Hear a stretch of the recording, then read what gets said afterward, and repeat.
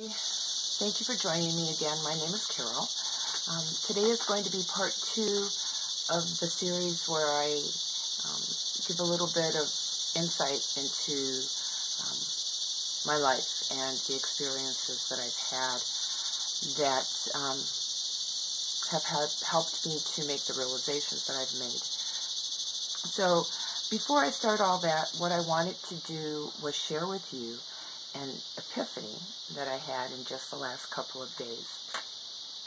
And that epiphany is that I suddenly realized 2 or 3 days ago that my entire life I have been trying to hide who I am. That I have been trying so hard to be like everybody else that I not only shied away from my gifts, but I also became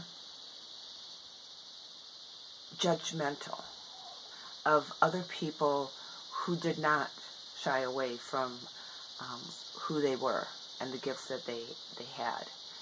So actually, preceding that epiphany, I had a judgmental thought of some sort, and I can't remember what it was. And I asked myself, where is that coming from? And why am I judging this person?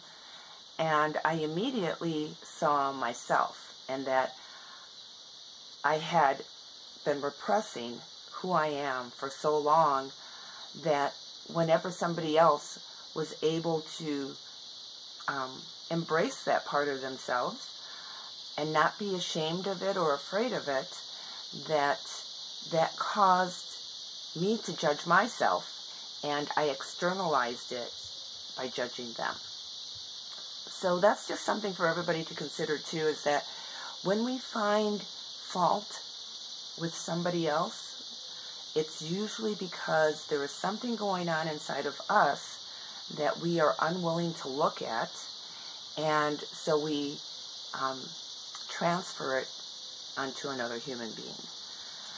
So if you become upset with somebody, or if you become judgmental with somebody, look inside of yourself and find out what is at its core. What is it triggering inside of you about yourself, so that you can then find peace and clarity through it. So my entire life, I realized that I have been trying to hide myself, that I never wanted to embrace who I really was. I never wanted to be Japanese, Irish, and Norwegian. I always wanted to have blonde hair and blue eyes. As a little girl, it was something that I prayed for, literally. I wanted to fit in with everybody. All my life, I've wanted to fit in, to the point of telling everybody that, I'm just like you. Well, you know what? I am a human being. I am just like you.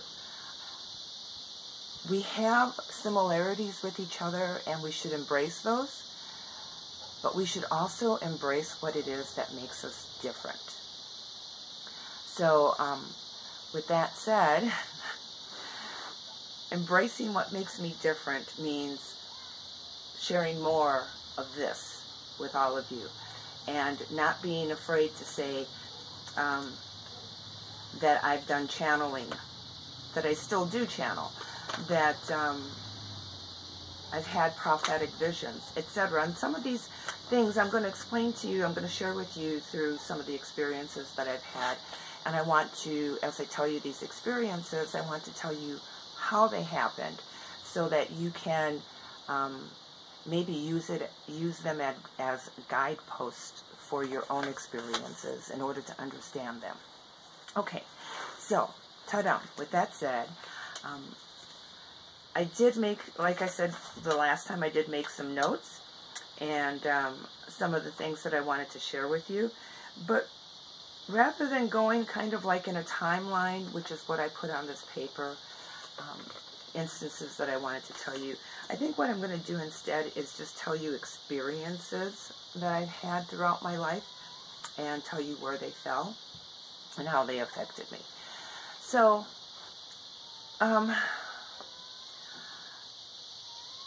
Started off, okay, I already told you about seeing ghosts, that I've mostly felt them. I asked them not to show themselves to me because they would scare me. So there was one time, a ghost again, and it was in 2000, I think. Yeah, I think it was 2000. Anyway, so the whole point is that I was asked, through my higher guidance, I was asked to communicate with the deceased. I sat down one night, and I had a notepad and pen, and I did my meditation to open up to them. And I started taking information from this one male spirit, ghost, and he gave me names and timelines and dates and everything.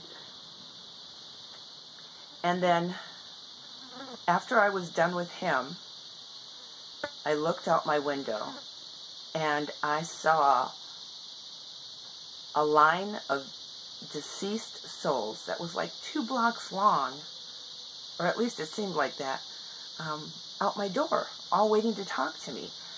Now, I didn't see them like I saw the ghost at the diner, like a real 3D person.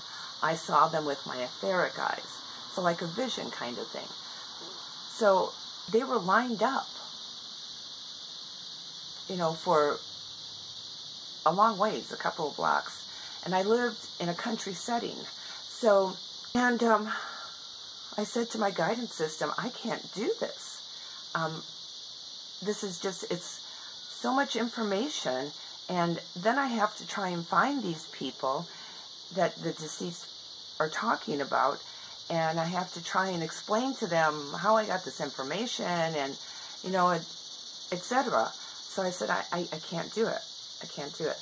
And on top of that, you know, kudos to those people who can communicate with the deceased and they don't have any problems with it. The few times that I have communicated with the deceased, I have come across a couple of them who are just there for the attention, and they don't really want to share anything or to find a deceased loved one, I mean a loved one who is still alive, etc. They're just there because they want the attention. They're going to take up your time, and they're going to lie to you, and they're going to tell you anything that you might want to hear so that they can have the attention. So it takes discernment to communicate appropriately and succinctly with the deceased. And that's not me. I tend to become very impatient. So after that experience, I said, yeah, no more. So I haven't really communicated with the deceased since then. Not even my father or my brother, who have passed on since that time. And the whole ghost thing, a lot of people are more clairsentient than they are clairvoyant. If you work on that feeling of clairsentience and you can feel the ghost, you can take it a step further to